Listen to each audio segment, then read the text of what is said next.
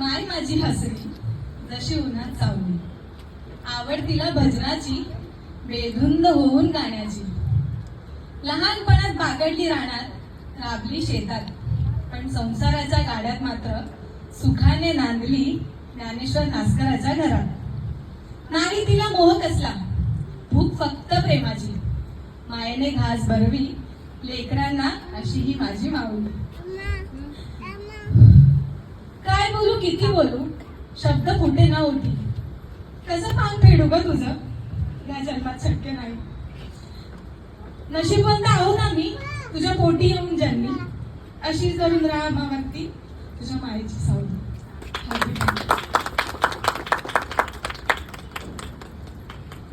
आता मी खूप विचार करून असं लिहिलंय माझ्या लाडक्या बर्थडे बॉय साठी.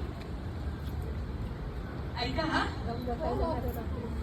गोष्ट आहे अशा माणसाची ज्याने साथ नाही सोडली कष्टाची.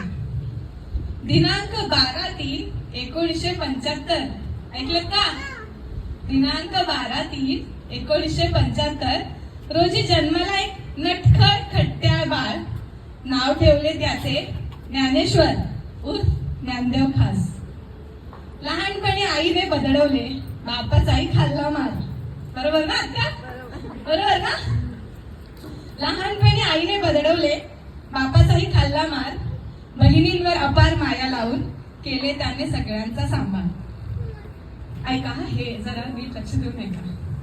शिक्षणात फारसा रस नव्हता म्हणून तो झाला 10वी नापास.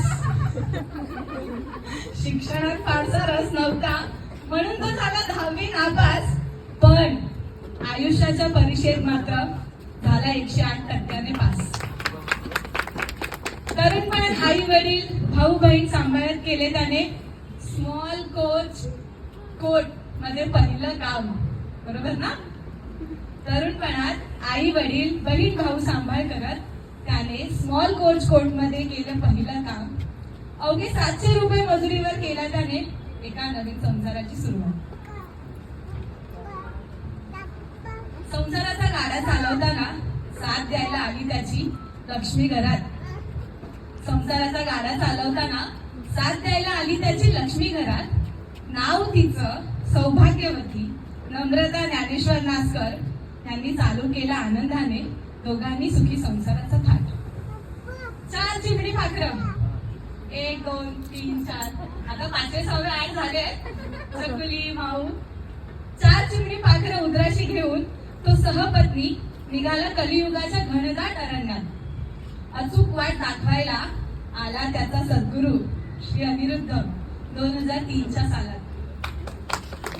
अनेक संकटे नानाविध कटकारस्थाने रचली गेली त्याच्या भोवती फार. अनेक संकटे नानाविध कटकारस्थाने रचली गेली त्याच्या भोवती फार, पण त्याचा विश्वास त्याच्या सद्गुरूवरील करी बंद सर्व संकटांचे दार.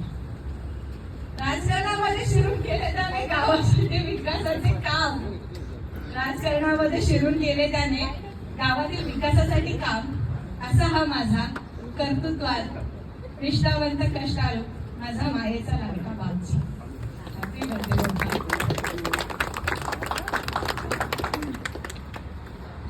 आता 50वा वाढदिवस आहे म्हटलं तर 50 दिवे लागले पाहिजे ना. 50 दिव्यांनी आपण पप्पांचं औक्षण करूया.